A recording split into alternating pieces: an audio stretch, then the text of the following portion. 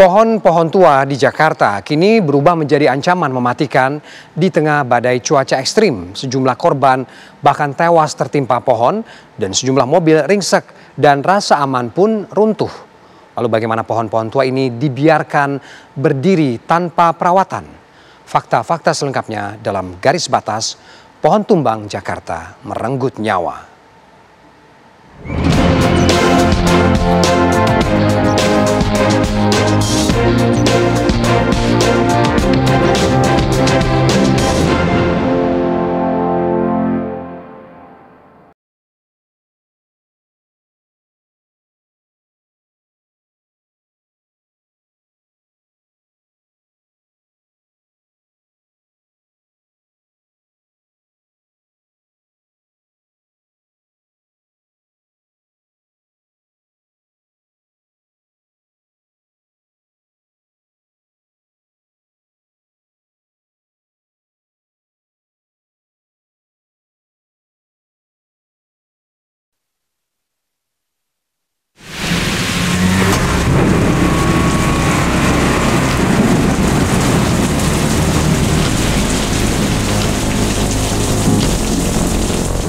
Cuaca tak bersahabat makin memperparah resiko.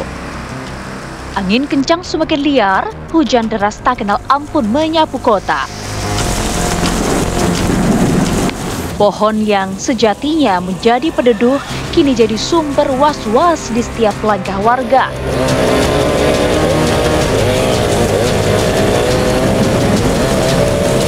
Masih teringat tragedi di Jalan Dharma Wangsa dan Pondok Indah, Jakarta.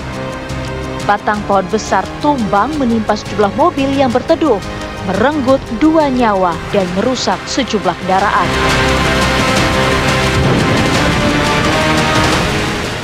Dua insiden berbeda tempat, tapi punya akar masalah yang sama. Pohon tua yang dibiarkan rapuh tanpa perawatan di tengah cuaca ekstrim yang tak kenal ampun. Apalagi menghadapi cuaca yang tidak bisa diprediksi.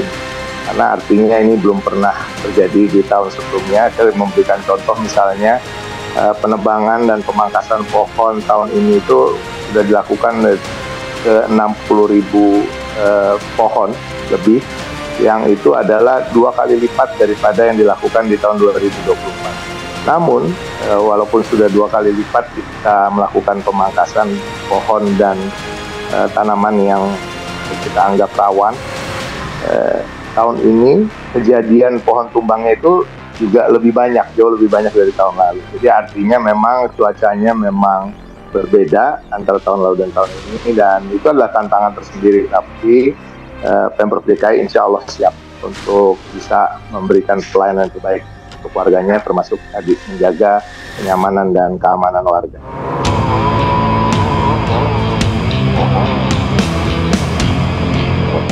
Namun fakta di lapangan berkata lain, masih banyak pohon renta berdiri di tepi jalan.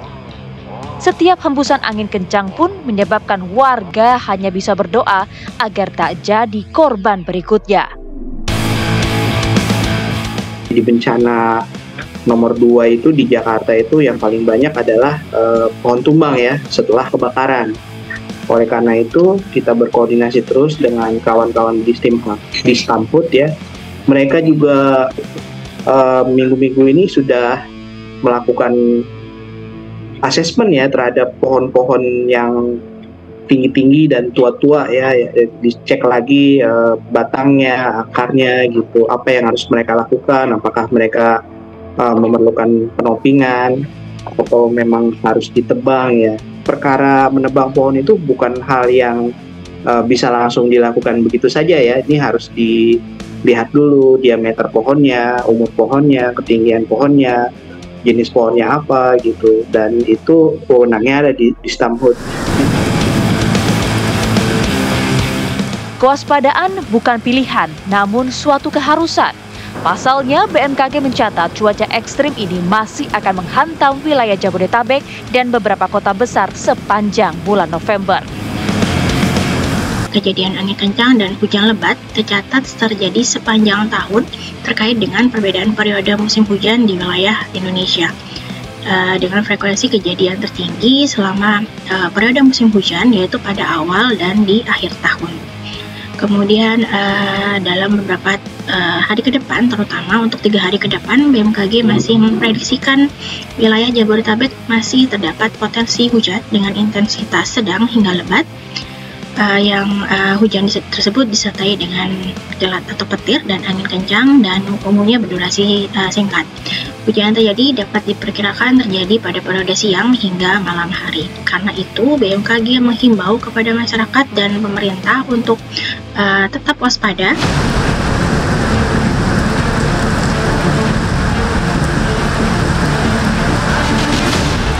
Pemerintah perlu bertindak cepat, tak hanya memangkas namun juga merawat dan meremajakan.